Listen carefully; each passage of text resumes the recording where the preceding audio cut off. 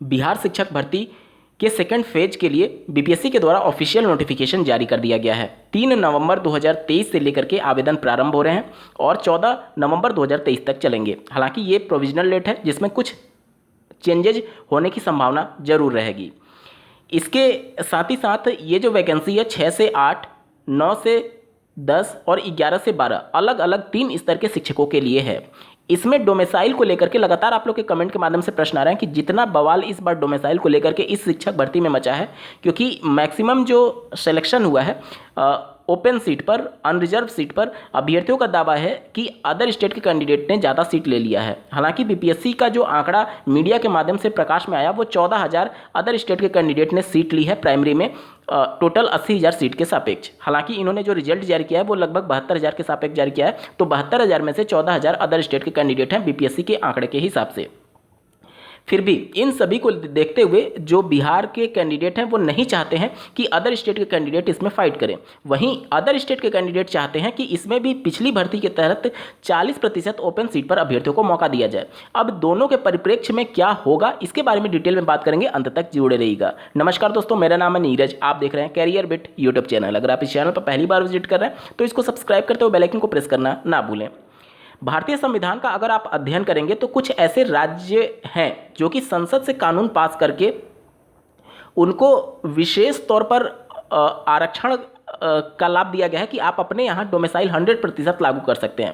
100% domicile का मतलब कि आप अपने राज्य के लिए सीटों को पूरे की पूरी सीटों को आरक्षित कर सकते हैं, लेकिन इसके लिए जरूरी ये होगा कि संसद से एक कानून पास हो और इस प्रकार का विशेष दर्जा पर्टिकुलर उस राज्य को दिया जाता है। जैसे कि मान लीजिए कोई एक राज्य है जो कि बहुत पिछड़ा हुआ है और वहाँ के जो अभ्यर्थी हैं वो मुख्य धारा में नहीं आए हुए हैं, तो अदर स्टेट के कैंडिडेट जहां पर ऑलरेडी सब कुछ विकास हो चुका है, विकसित हो चुका है, तो वहां के कैंडिडेट को मौका देने से अच्छा ये है कि वहां के पर्टिकुलर राज्य के अभ्यर्थी जो जहां पर वैकेंसी आई हुई है, अगर वहां के अभ्यर्थी मुख्य धारा में नहीं है तो उनको मौका दिया जाए। लेकिन इसके लिए जरूरी ये होगा कि आपको संसद से कानून पास करना होगा, और अगर इस प्रकार का कानून पर्टिकुलर किसी राज्य के लिए नहीं एप्लीकेबल है तो वहां की राज्य सरकार चाहकर भी 100% सीटों को नहीं आरक्षित कर सकती है अपने राज्य के कैंडिडेट के लिए। बिहार राज्य की अगर हम लोग बात करें तो संसद से इस प्रकार का कोई भी कानून पास नहीं है, यानी कि ये तो कंफर्म है कि चाहकर भी बिहार राज्य सरकार 100% सीटों को बिहार के कैंडिडेट के लिए आरक्षित नहीं कर सकती है। लेकिन उसी भारतीय संविधान में एक प्रावधान ये भी है कि आप अपने स्टेट के कैंडिडेट्स के वेलफेयर के लिए मैक्सिमम टू मैक्सिमम सीटों को होल्ड पर रख सकते हैं, मतलब कि बिहार के कैंडिडेट के लिए आरक्षित कर सकते हैं। अब यहाँ पर राज्य सरकार के पास ये विकल्प जरूर होगा कि जो बिहार के कैंडिडेट हैं उनके लिए सीटों को रिजर्व कर दिया जाए, यानी कि 10% सीटें आपको देना ही होगा अदर स्टेट के कैंडिडेट को। बाकी की जो 90% सीटें हैं वो डोमेसाइल के बेस पर आरक्षित की जा सकती हैं बिहार के कैंडिडेट के लिए। बाकी अगर कोई भी आपको ये कह रहा है कि कोर्ट के माध्यम से बिहार में 100% डोमेसाइल को लागू करवा दिया जाएगा तो वो नेक्स्ट टू इम्पॉसिबल है, वो प्रैक्टिकली पॉसिबल नहीं है। भारतीय संविधान का वो सीधे तौर पर उस आर्टिकल का उल्लंघन होगा जिसमें ये बातें मेंशन की गई हैं कि 100% सीटों को तभी रिजर्व किया जा सकता है पर्टिकुलर किसी के राज्य के कैंडिडेट के लिए जब संसद से उस पर्टिकुलर राज्य के लिए इस प्रकार का कानून पास हो और उस राज्य को इस प्रकार की छूट हो कि हाँ आप 100% सीटों को रिजर्व कर सकते हैं। जबकि बिहार के परिप्रेक्ष्य में इस प्रकार का कोई भी संसद से कानून पास नहीं है, यानी बिहार 100% सीटों को रिजर्व नहीं रख सकता बिहार के कैंडिडेट्स के लिए। हाँ, ये जरूर कर सकता है कि वो 90% तक सीटों को रिजर्व रख सकता है बिहार के कैंडिडेट के लिए, बाकी 10% सीटें ओपन रखनी ही पड़ेंगी। लेकिन ध्यान से समझिएगा, अगर आप एक बिहार के कैंडिडेट हैं और चाहते हैं कि 90% सीटों को बिहार के कैंडिडेट के लिए रिजर्व रख लिया जाए तो ये आपको नोटिफिकेशन जारी होने से पहले ये शर्त नोटिफिकेशन में मेंशन करानी होगी। अन्यथा अगर ये बातें मेंशन नहीं हुई तो चीज़ें जो अदर स्टेट के कैंडिडेट हैं वो इसको कोर्ट में चैलेंज कर सकते हैं।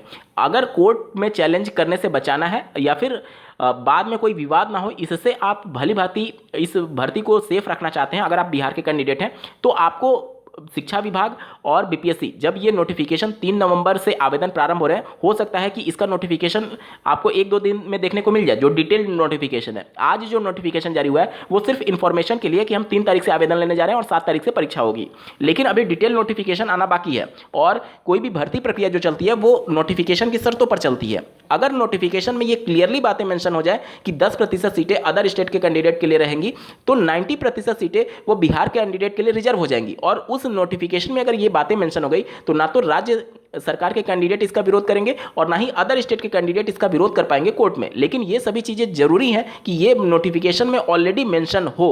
अगर बिना मेंशन किए हुए इस प्रकार की चीज़ों को अगर आप कोर्ट में चैलेंज करते हैं तो आपने नियम या फिर शर्त तय ही नहीं की। अब जब शर्त तय नहीं की तो बाद में जाकर के इस पर नया नियम आप नहीं लगा सकते।